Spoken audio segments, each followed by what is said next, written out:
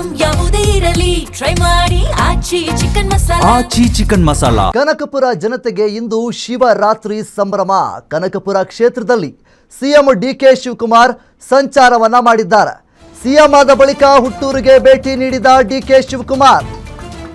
ಹುಟ್ಟೂರಿಗೆ ಭೇಟಿ ನೀಡಿದ್ದಾರೆ ಡಿಕೆ ಶಿವಕುಮಾರ್ ಅವರು. ಕಬ್ಬಾಳಮ್ಮ ದೇಗುಲದಲ್ಲಿ ಡಿಕೆ ಬ್ರದರ್ಸ್ ವಿಶೇಷವಾಗಿ ಪೂಜೆಯನ್ನ ಸಲ್ಲಿಸಿದ್ದಾರೆ. 2 ವರ್ಷಕ್ಕೆ ಅಷ್ಟೇ ಅಲ್ಲ, 2028ಕ್ಕೂ ಕೂಡ ನೀವು ಆಶೀರ್ವಾದ ಮಾಡಬೇಕು ಅಂತೇಳಿ ಡಿಕೆ ಶಿವಕುಮಾರ್ ಅವರು ಕೇಳ್ಕೊಂಡಿದ್ದಾರೆ. ಕೊಟ್ಟ ಮಾತನ್ನು ನಾವು ಉಳಿಸಿಕೊಂಡಿದ್ದೇವೆ, ಸ್ವಲ್ಪ ತಡವಾಗಿದೆ ಅಂತೇಳಿ ಹೇಳಿದ್ದಾರೆ. ಸಿದ್ದರಾಮಯ್ಯ ಸೀಟು ಬಿಟ್ಟು ಕೊಟ್ಟಿದ್ದಾರೆ, ಆದರೂ ಪರವಾಗಿಲ್ಲ ಅಂತೇಳಿ ಸಿಎಂ ಡಿಕೆ ಶಿವಕುಮಾರ್ ಮಾತನಾಡಿದ್ದಾರೆ. ಇದೇ ವೇಳೆ ವಿಶೇಷ ಚೇತನ ವ್ಯಕ್ತಿಗೆ ತ್ರಿಚಕ್ರ ವಾಹನವನ್ನು ಹಸ್ತಾಂತರ ಮಾಡಿದ್ದಾರೆ ಡಿಕೆ ಶಿವಕುಮಾರ್. ಇನ್ನು ಡಿಕೆ ಶಿವಕುಮಾರ್ ಸಿಎಂ ಆದ ಬಳಿಕ ಕನಕಪುರದ ಹಳ್ಳಿಗಳಿಗೆ ಭೇಟಿಯನ್ನು ನೀಡಿದ್ದಾರೆ. ಕನಕಪುರಕ್ಕೂ ಕೂಡ ಭೇಟಿ ನೀಡಿದ್ದಾರೆ. ಆ ಕಡೆ ಸಂಚಾರವನ್ನ ಮಾಡಿದ್ದಾರೆ. ಅದ್ದೂರಿಯಾಗಿ ಸ್ವಾಗತವನ್ನ ಮಾಡಿದ್ದಾರೆ. ಡಿಕೆ ಶಿವಕುಮಾರ್ ಅವರ ಬೆಂಬಲಿಗರು, ಅವರ ಅಭಿಮಾನಿಗಳು ಡಿಕೆ ಶಿವಕುಮಾರ್ ಹೇಳಿದ್ದಾರೆ, ಕೊಟ್ಟ ಮಾತನ್ನ ಉಳಿಸ್ಕೊಂಡಿದ್ದೇವೆ, ಸ್ವಲ್ಪ ತಡವಾಗಿದೆ ಅಷ್ಟೇ. ಸಿದ್ದರಾಮಯ್ಯನವರು ಸೀಟು ಬಿಟ್ಟುಕೊಟ್ಟಿದ್ದಾರೆ, ಆದರೂ ಪರವಾಗಿಲ್ಲ ಅಂತೇಳಿ ಹೇಳಿದ್ದಾರೆ ಡಿಕೆ ಶಿವಕುಮಾರ್ ಅವರು.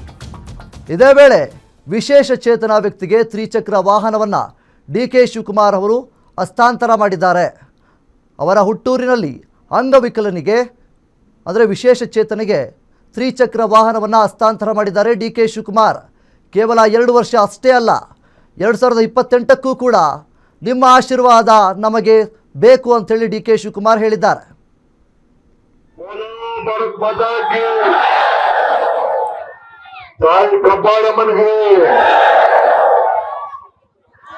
ಕನಕಪುರ ಕ್ಷೇತ್ರದ ಮತದಾರರಿಗೆ, ಕಾಂಗ್ರೆಸ್ ಸರ್ಕಾರಕ್ಕೆ ಇದು ಸುಮ್ಮನೆ ಇರಬೇಕು. ಈಗ ಇನ್ನ 6 ಕಡೆ ಹೋಗ್ಬೇಕು. ಈಗ ಸುಸ್ತಾಗ್ತಿದ್ದೀನಿ, 20 ಫಾಸ್ಟ್ ಆಗಿದೆ ಬೆಳಗ್ಗೆಯಿಂದ. ದಯವಿಟ್ಟು ಸಹಕಾರ ಕೊಡ್ಬೇಕು, ಯಾರು ಕಿರ್ಚಕ್ ಹೋಗ್ಬೇಡಿ. ಆಮೇಲೆ ಮಾತಾಡೋಣ. ನಮಗೂ ನಿಮ್ಗೂ ಅಗ್ರಿಮೆಂಟ್ ಏನಪ್ಪಾ ಅಂದ್ರೆ ನೀವ್ ಯಾರು ಮಾತಾಡ್ಬಾರ್ದು, ಆಗ್ಬೋದಲ್ಲ? 5 ನಿಮಿಷ, 6 ನಿಮಿಷ, 10 ನಿಮಿಷ ಮಾತಾಡ್ತೀನಿ. ತಾಳ್ಮೆಯಿಂದ ದಯವಿಟ್ಟು ಇರ್ಬೇಕು, ಆಗ್ಬೋದಲ್ಲ? ತಾಯಿ ಕಬ್ಬಾಳಮ್ಮಗೆ ನಿಮ್ಮೆಲ್ಲರ ಪರವಾಗಿ, ಸರ್ಕಾರದ ಪರವಾಗಿ ನನ್ನ ಸಾಕ್ಷಾಂಗ ಪ್ರಣಾಮಗಳನ್ನ ಅರ್ಪಿಸ್ತಾ ಇದ್ದೇನೆ. ನೀವೆಲ್ಲ ಈ ಸಾತೂರು ಹೋಬಳಿಯವರು, ಕಬ್ಬಾಳ ಪಂಚಾಯತಿಯವರು ಎಲ್ಲ ಇಲ್ಲಿ ಸೇರಿದ್ದೀರಿ. ಅರೆಕಡೆ ದೊಡ್ಡವರು ಸೇರಿಸಿದ್ದೀರಿ. ಸಾತೂರು ಹೋಬಳಿಯಲ್ಲಿ ಅರೆಕಡೆ ದೊಡ್ಡವ್ರೆ ಸುಮ್ಮನೆ ಇರಲ್ಲ.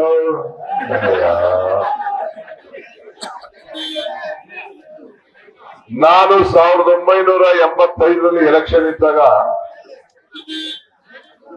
ಈ ಕಬ್ಬಾಳ ಹೆಂಗಿತ್ತು, ಈಗ ಹೆಂಗಾಗಿದೆ.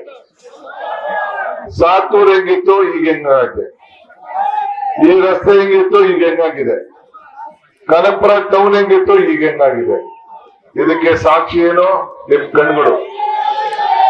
ಸ್ವಲ್ಪ ವಿರೂಪಾಕ್ಷಿಪುರನ ಮಾತಾಡ್ತಿದ್ದ ಸ್ವಲ್ಪ. ಸಾತೂರು ಕ್ಷೇತ್ರ ಅಂದ್ರೆ ವಿರೂಪಾಕ್ಷಿಪುರ ಹೋಗಿದ ಸೇರಿ. ಈಗ ತಾಯಿ ಕಬ್ಬಾಳಮ್ಮ ದೇವಸ್ಥಾನ ಇಡೀ ರಾಜ್ಯಕ್ಕೆ ಇವತ್ತು ಹೆಸರು ಬಂದಿದೆ, ಒಪ್ಕೋತೀರಾ? ಈ ದೇವಸ್ಥಾನದ ಅಭಿವೃದ್ಧಿಯಿಂದ ಇಡೀ ನಿಮ್ಮ ಸಾತೂರು ಹೋಬಳಿ ಎಲ್ಲಾ ಜಮೀನುಗಳು ಕೂಡ ಬೆಲೆ ಜಾಸ್ತಿ ಆಗಿದೆ, ಒಪ್ಕೋತೀರಾ? ನಾನು ಬೆಂಗಳೂರು ಜಿಲ್ಲೆ ಇದು ದಕ್ಷಿಣ ಜಿಲ್ಲೆ ಅಂತ ಮಾಡಿ ಹೆಸರನ್ನ ವಾಪಸ್ಸು ಉಳಿಸಿದ ಮೇಲೆ ನಿಮ್ಮ ಆಸ್ತಿ ಬೆಲೆ ಎಲ್ಲ ಜಾಸ್ತಿ ಆಗಿದೆ, ಒಪ್ಕೋತೀರಾ?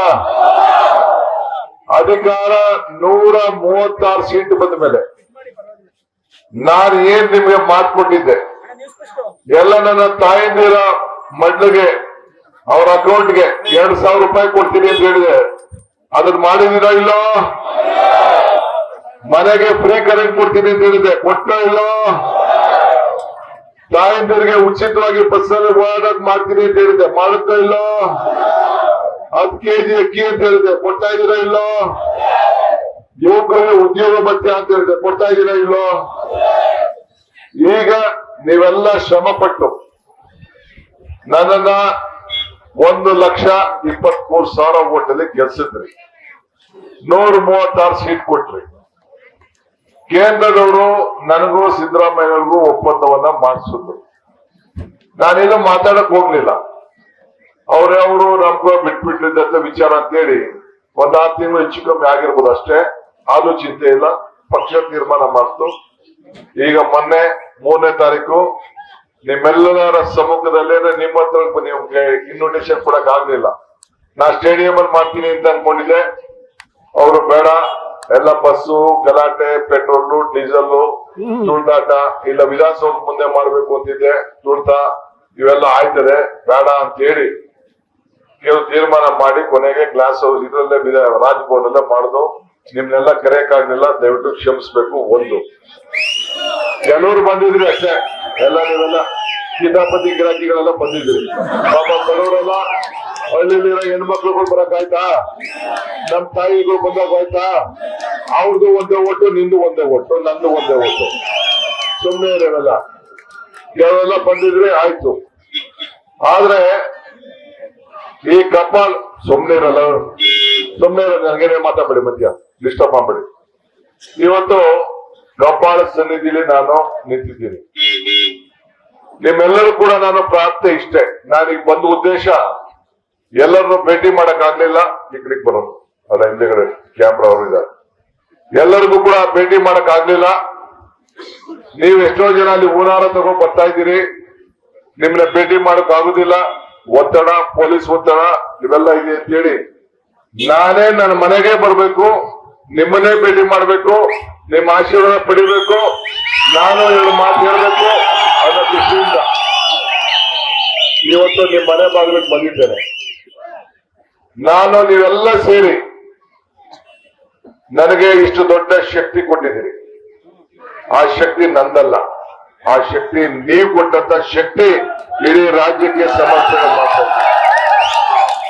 ಈಗ ಹಿಂದೆ ಮಂತ್ರಿ ಮಾಡಿದ್ರಿ, MLA ಮಾಡಿದ್ರಿ 8 ಬಾರಿ. ಇವೆಲ್ಲ ಕಣ್ಣಿಗೆ ಸಾಕ್ಷಿ ತಾನೆ, ಇಲ್ಲಿ ವ್ಯಾಪಾರ ವಹಿವಾಟೆಲ್ಲ ಸಾಕ್ಷಿ ತಾನೆ.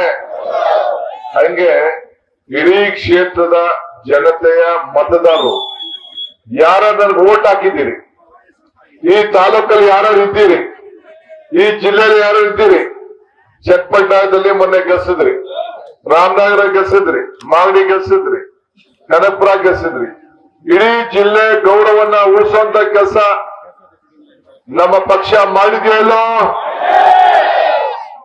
ಇದು ಬರೀ 2 ವರ್ಷದ ಎಲೆಕ್ಷನ್ ಅಲ್ಲ, 2 ವರ್ಷಕ್ಕೆ ನಾನು ಮುಖ್ಯಮಂತ್ರಿ ಆಗ್ಬಾರ್ದು. ಮತ್ತೆ ಇನ್ನ 2028ಗೆ ಇನ್ನ ಹೆಚ್ಚಿಗೆ ನೀವು ಆಶೀರ್ವಾದ ಮಾಡಿ, ಇನ್ನು 28ಗೆ ನನ್ನನ್ನ ಮತ್ತೆ ಈ ರಾಜ್ಯದಲ್ಲಿ ನನಗೆ ತಿರ್ಗಾ ಇಲ್ಲಿ ಬಂದು ಸುಮ್ನೆ ಇರಲ್ಲ, ಸಾಯಂಕಾಲ 8 ನೀನು ವಿರೂಪಾಕ್ಷ ಹೋಗೋದು. 28ಗೆ ಬಾರೆಲ್ಲ ನಿಲ್ಸ್ಬೇಕಾಗ್ತದೆ, ತಪ್ಪಾಗ್ಬಿಟ್ಟೆ. 28ಗೆ ಮತ್ತೆ ನಮ್ಮನ್ನ ಆಯ್ಕೆ ಮಾಡಿ ನೀವು ಕಳಿಸ್ಬೇಕು. DK ಶಿವಕುಮಾರ್ ಅವರು ಮುಖ್ಯಮಂತ್ರಿ ಆದ ಬಳಿಕ ಮೊದಲ ಬಾರಿಗೆ ಅವರ ಹುಟ್ಟೂರಾದಂತಹ ದೊಡ್ಡ ಆಲಳಿಗೆ ಬಂದಿರುವಂತದ್ದು. ದೊಡ್ಡ ಆಲಳಿ ಜನರಿಗೆ ಕೃತಜ್ಞತೆಯನ್ನು ಸಲ್ಲಿಸುವುದರ ಜೊತೆಗೂ ಸಹ ಇವತ್ತೊಂದು ಶುಭ ಕಾರ್ಯವನ್ನ ಮಾಡಿರುವಂತದ್ದು. ಇಲ್ಲಿ ದೃಶ್ಯದಲ್ಲೂ ಸಹ ನೋಡ್ತಾ ಇರ್ಬೋದು, ಶ್ರೀನಿವಾಸ್ ಅಂತ ಹೇಳಿ ಇವರು ಸಹ ದೊಡ್ಡ ಆಲಳಿ ಗ್ರಾಮದವರೇ. ಇವರು ಸಹ ಅಂಗವಿಕಲರಾಗಿದ್ರು. ಇವರು ಬಹಳ ದಿನಗಳಿಂದನೂ ಸಹ ನನಗೊಂದು ತ್ರಿಚಕ್ರ ವಾಹನವನ್ನು ಕೊಡಿ ಅಂತ ಹೇಳಿ ಬೇಡಿಕೆಯನ್ನು ಸಹ ಇಟ್ಟಿದ್ರು. ಇವತ್ತು DK ಶಿವಕುಮಾರ್ ಅವರ ಅಮೃತ ಹಸ್ತದಿಂದಲೇ ಇವತ್ತು ಶ್ರೀನಿವಾಸ್ ಅವರಿಗೆ ದ್ವಿಚಕ್ರ ವಾಹನ ಸಿಕ್ಕಿರುವಂತದ್ದು. ಶ್ರೀನಿವಾಸ್ ಅವರಿಗೆ ಅವರ DK ಶಿವಕುಮಾರ್ ಅವರ ಅಭಿಮಾನಿ ಆಗಿರ್ತಕ್ಕಂಥ ಜಗದೀಶ್ ಅವರು ವಾಹನವನ್ನು ಕೊಡಿಸೋದ್ರ ಮೂಲಕ DK ಶಿವಕುಮಾರ್ ಅವರ ಮೂಲಕ ಕೀಯನ್ನ ಹಸ್ತಾಂತರ ಮಾಡಿದ್ದಾರೆ. ಅವ್ರನ್ನೂ ಸಹ ಮಾತಾಡ್ತೀನಿ. ತಾತ, ಏನಾಗಿತ್ತು ನಿಮ್ಗೆ ಮತ್ತು ಗಾಡಿ ಸಿಕ್ಕಿದೆ, ಎಷ್ಟು ಖುಷಿ ಆಗ್ತಾ ಇದೆ? ಶುಗರ್ ಆಗಿ ಕಟ್ ಮಾಡ್ಬಿಟ್ರು ಅಷ್ಟೇ. ಗಾಡಿನ ಕೇಳ್ಕೊಂಡು ಇವ್ರನ್ನ ಸುಮಾರು ದಿವಸದಲ್ಲ ಗಾಡಿ ಕೊಡಿಸ್ಕೊಡ್ರಪ್ಪ, ನನ್ಗೆ ಕಾಲು ಆಯ್ತಾ ಇಲ್ಲ ಅಂತ ನೋಡಿ, ಇವಾಗ ಗಾಡಿ ಕೊಡಿಸ್ಕೊಡ್ತೀನಿ ಅಂದ್ಬಿಟ್ಟು ಗಾಡಿ ಕೊಡ್ತೀನಿ. ಫಸ್ಟ್ ಅವ್ರು ಮುಖ್ಯಮಂತ್ರಿ ಆದ್ಮೇಲೆ ಫಸ್ಟ್ ಅವ್ರ ಊರಿಗೆ ಬಂದಂತ ಸಂದರ್ಭದಲ್ಲಿ ನಿಮ್ಗೆ ಒಂದು ಒಳ್ಳೆ ಕೆಲಸ ಮಾಡಿದ್ರೆ ಎಷ್ಟು ಖುಷಿ ಆಗ್ತಾ ಇದೆ? ಖುಷಿ, ಫುಲ್ ಬಹಳ ಖುಷಿ ಆಯ್ತಾ ಸರ್. ಈ ಗಾಡಿ ಸಿಕ್ತಲ್ಲ, ಎಲ್ಲ ಕಡೆ ಓಡಾಡ್ತೀರಾ? ಈಗ ಎಲ್ಲಿ ಬೇಕಾದ್ರೆ ಹೋಯ್ತೀನಿ. ಎಲ್ಲಿ ಹೋಗ್ತೀರಾ? ಬೆಂಗಳೂರಿಗೂ ಹೋಯ್ತೀನಿ, ಇತ್ತ ಎಲ್ಲ ಸುತ್ತಮುತ್ತ ಹಳ್ಳಿಯಲ್ಲೆಲ್ಲ ಹೋಯ್ತೀನಿ. ಈಗ ಏನ್ ಕೆಲಸ ಮಾಡ್ತೀರಾ ತಾವು? ಏನು ಇಲ್ಲ, ಹೂವು ಕಟ್ತೀವಿ. ಹೂವಿನ ವ್ಯಾಪಾರ. ಹಾ. ಈ ವಾಹನವನ್ನ ದಾನ ಮಾಡಿರ್ತಕ್ಕಂಥ ಜಗದೀಶ್ ಅವರು ಸಹ ಇಲ್ಲಿ ಅದರ ಅವ್ರನ್ನ ಸಹ ಮಾತಾಡಿಸ್ತೀನಿ. ಸರ್, ಇವತ್ತು ಊರಿಗೆ ಬಂದಂತ ಸಂದರ್ಭದಲ್ಲಿ ಈ ಕೆಲಸವನ್ನ ಮಾಡಿಸಿದ್ರೆ ಏನ್ ಹೇಳ್ತೀರಾ? ಇವತ್ತು ಮೊದಲನೇದಾಗಿ ಈ ತಾಲೂಕಿನ ಎಲ್ಲ ಮತದಾರರ ಪರವಾಗಿ ಸನ್ಮಾನ್ಯ ಡಿ.ಕೆ. ಶಿವಕುಮಾರ್ ಅವರಿಗೆ ಅಭಿನಂದನೆ ಸಲ್ಲಿಸ್ತೀನಿ. ಇವತ್ತು ನಮ್ಮ ಶ್ರೀನಿವಾಸರವರು ಇಲ್ಲಿ ಬೀದಿ ಬದಿ ವ್ಯಾಪಾರಿಯಾಗಿದ್ದು ಲಾಸ್ಟ್ ನಮ್ಮ ಡಿ.ಕೆ. ಸುರೇಶ್ ಅಣ್ಣನವರ ಬರ್ತಡಲ್ಲಿ ಏನೋ ಒಂದು ಹಂಚ್ತಾ ಇದ್ವಿ. ಆ ಸಂದರ್ಭದಲ್ಲಿ ನನಗೆ ಮನವಿ ಮಾಡಿದ್ರು ನಮ್ಮ ಮುಖಂಡರುಗಳು, ನಮ್ಮ ಕೃಷ್ಣಪ್ಪ, ಏಳ್ಗಳ್ಳಿ ರವಿಯಣ್ಣ, ವಿಜಯ್ ದೇವ್ ಎಲ್ಲಾನು ನನಗೆ ಹೇಳ್ದೆ, ಒಳ್ಳೆ ಕೆಲಸ ಮಾಡ್ತಾ ಇದ್ದೆ ಮಾಡಪ್ಪ ಅಂತೇಳಿ ಇವತ್ತು ಅಂಗವಿಕಲರಾದಂತ ನಮ್ಮ ಶ್ರೀನಿವಾಸರವರಿಗೆ ನನ್ನ ಸ್ವಂತ ಖರ್ಚಿನಲ್ಲಿ ಒಂದು ವಾಹನವನ್ನು ಕೊಡುವಂತ ಕೆಲಸ ಇದು. ಈ ಕೆಲಸ ನಂದು ಅಂತ ಹೇಳಲ್ಲ, ಇದು ಶಿವಕುಮಾರ್ ಸೂರ್ಯ ಅವರ ಒಳ್ಳೇದಾಗಬೇಕು. ಈ ರಾಜ್ಯಕ್ಕೆ ಇನ್ನ 28ಕ್ಕೆ ಮುಖ್ಯಮಂತ್ರಿ ಆಗ್ಬೇಕು. ಇಂಥ ಅಂಗವಿಕಲರ ಒಂದು ಆಶೀರ್ವಾದ ಅವ್ರಿಗೆ ಯಾವತ್ತು ಇರಬೇಕು ಅಂತ ಹೇಳಿ ನಾನು ಇವತ್ತು ಹೇಳ್ತೀನಿ. ಇಲ್ಲಿ ನೋಡ್ತಿರಲ್ಲ, ಈಗ ಜಗದೀಶ್ ಅವರು ಡಿ.ಕೆ. ಶಿವಕುಮಾರ್ ಅವರು ಮುಂದೆ ಮುಖ್ಯಮಂತ್ರಿ ಆಗ್ಬೇಕು ಅಂತ ಬಯಸ್ತಾ ಇರುವಂತದ್ದು. ಯಾಕಂತಂದ್ರೆ ಅವರ ಊರಿನವರೇ, ಅವ್ರಿಗೆ ಡಿ.ಕೆ. ಶಿವಕುಮಾರ್ ಮೇಲೆ ಅಷ್ಟೊಂದು ಅಭಿಮಾನ ಇರುವಂತದ್ದು. ಇನ್ನೊಂದ್ ಕಡೆ ಅಂಗವಿಕಲರಾಗಿರ್ತಕ್ಕಂಥ ಶ್ರೀನಿವಾಸ್ ಅವರಿಗೆ ತ್ರಿಚಕ್ರ ವಾಹನ ಸಿಕ್ಕಿರುವುದು ಸಾಕಷ್ಟು ಖುಷಿ ತಂದಿರುವುದು. ಹೀಗಾಗಿನೇ ಡಿ.ಕೆ. ಶಿವಕುಮಾರ್ ಅವರಿಗೆ ಇಡೀ ರಾಜ್ಯಾದ್ಯಂತ ಸಾಕಷ್ಟು ಅಭಿಮಾನಿಗಳಿರುವುದು ಇದರಿಂದನೇ ಗೊತ್ತಾಗ್ತಾ ಇರುವಂತದ್ದು. ಕ್ಯಾಮರಾಮನ್ ರವಿ ಜೊತೆ ವೀರೇಶ್ ದಾನಿ, ಗ್ಯಾರಂಟಿ ನ್ಯೂಸ್, ಬೆಂಗಳೂರು.